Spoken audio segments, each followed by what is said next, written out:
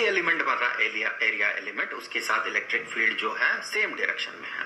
तो जब dot product हम इसका इवेल्युएट करेंगे तो हम ये पाएंगे कि ये सीधे बराबर हो जाएगा E इंटू ए के, क्योंकि डॉट प्रोडक्ट में होगा क्या, इसका मैग्नीट्यूड इंटू इसका magnitude into cosine of angle between them, इन दोनों के बीच का एंगल 0 डिग्री होगा। ये अगर छोटा सा एरिया एलिमेंट है तो उसका डायरेक्शन इलेक्ट्रिक फील्ड के डायरेक्शन में ही है, क्योंकि एरिया का डायरेक्शन जो है वो नॉर्मली आउटवर्ड्स माना जाता है। तो यहाँ पर इसका डायरेक्शन उसी डायरेक्शन में है जिस डायरेक्शन में इलेक्ट्रिक फील्ड है। तो जब डॉट प्रोडक्ट हम परफॉर्म करेंगे तो हमें ये मिलेगा।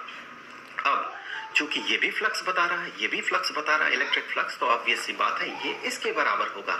तो हम अगर यहाँ से अब इक्वेट कर देते हैं तो हम कहेंगे ई ए ये बराबर हो जाएगा Q A divided by A into epsilon not के।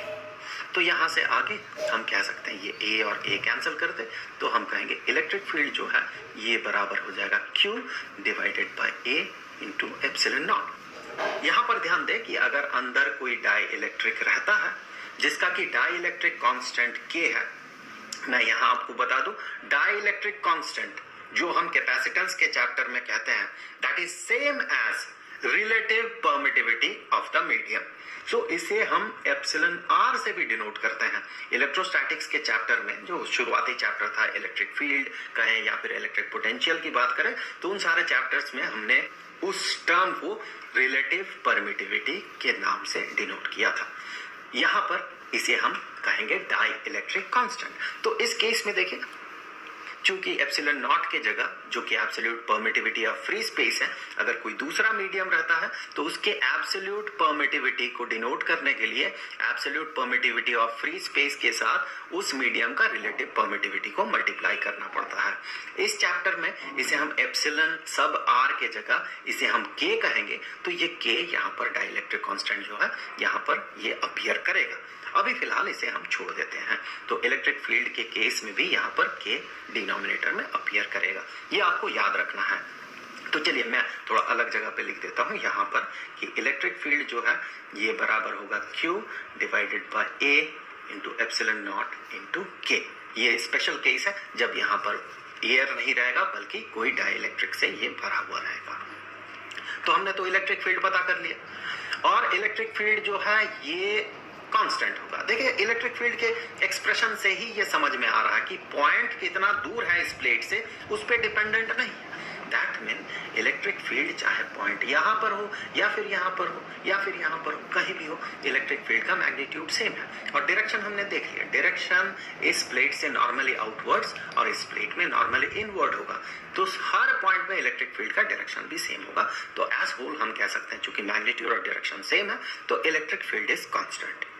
तो जब इलेक्ट्रिक फील्ड कांस्टेंट है, हमें पता है कि कांस्टेंट इलेक्ट्रिक फील्ड में दो पॉइंट्स की अगर हम बात करें, एक पॉइंट और दूसरा पॉइंट, ये यहां अगर इस पूरे रीजन में इलेक्ट्रिक फील्ड अगर कांस्टेंट होता है तो हम ये कहेंगे कि जो पोटेंशियल डिफरेंस होगा इन दोनों पॉइंट्स के बीच, तो पोटेंशियल डिफरेंस ए और बी के बीच, तो हम कहेंगे potential difference between A and B, point A and B is equal to जो इलेक्ट्रिक फील्ड है उसका मैग्नीट्यूड इनटू इन दो पॉइंट्स के बीच जो सेपरेशन है। चूंकि इलेक्ट्रिक फील्ड ए से बी की तरफ ही है इसीलिए हम कहेंगे ई इनटू इन दोनों के बीच का सेपरेशन, तो ये सेपरेशन डी है। अगर इलेक्ट्रिक फील्ड कुछ ऐसा होता, इंक्लाइंड होता, तो हम कहते हैं ई डॉट डी होता। ये डी अगर डिस्प्लेसमेंट वेक्टर की तरह हम ट्रीट करते हैं तो इस केस में जो पोटेंशियल डिफरेंस होता between point A and point B तो वो हो जाता ई डॉट डी। लेकिन यहाँ पर चूंकि इलेक्ट्रिक फील्ड और डी अगर इसे वेक्टर की तरह ट्रीट करें इस डिस्प्लेसमेंट को या कहें सेपरेशन को, तो इन दोनों का जो डायरेक्शन है वो एग्जैक्टली सेम है। तो जब डॉट मल्टीप्लिकेशन होगा ई और डी का तो हमें यही मिलने वाला है, दोनों का मैग्नीट्यूड का प्रोडक्ट। तो ये हो गया पोटेंशियल डिफरेंस। तो यहां से हम कह सकते हैं जो पोटेंशियल डिफरेंस होगा दो प्लेट्स के बीच वो है E इंटू डी। तो ये बराबर हो जाएगा, देखिए E के लिए Q divided by A into epsilon not और इसके साथ हम मल्टीप्लाई करेंगे D को, तो D को यहां रख दें।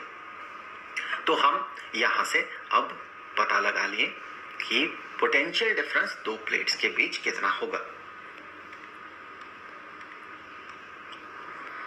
अब अगर कैपेसिटेंस कैपेसिटेंस आपको पता लगाना है। हमने पिछले वीडियो में बात किया था कि कैपेसिटर